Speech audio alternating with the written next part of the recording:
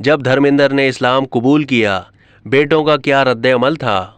बॉलीवुड के अदाकार धर्मेंद्र मुबैना तौर पर 1980 में दायरा इस्लाम में दाखिल हुए थे, लेकिन मारूफ भारतीय अदाकार धर्मेंद्र ने अपना मजहब तब्दील करके इस्लाम का बतौर दीन इंतखाब क्यों किया था?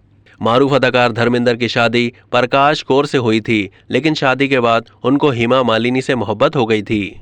धर्मेंद्र हेमा मालिनी से शादी करना चाहते थे, लेकिन वो अपनी पहली बीवी प्रकाश कौर को तलाक नहीं देना चाहते थे।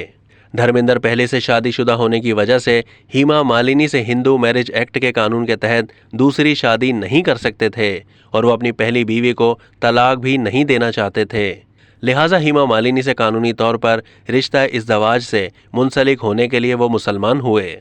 जब धर्मेंद्र और हेमा मालिनी के इस्लाम कबूल करने के बाद शादी करने की खबर सामने आई तो ये खबर सनी देओल और बॉबी देओल समेत उनकी वालदा प्रकाश कौर पर बिजली बनकर गिरी। सनी देओल इन दिनों को जिंदगी के मुश्किल तरीन दिनों में शुमार करते हैं।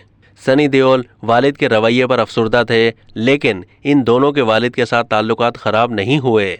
अब तक के लिए इतना ही। मजीद मालूमात के लिए डेली जंग के YouTube चैनल को सब्सक्राइब कीजिए।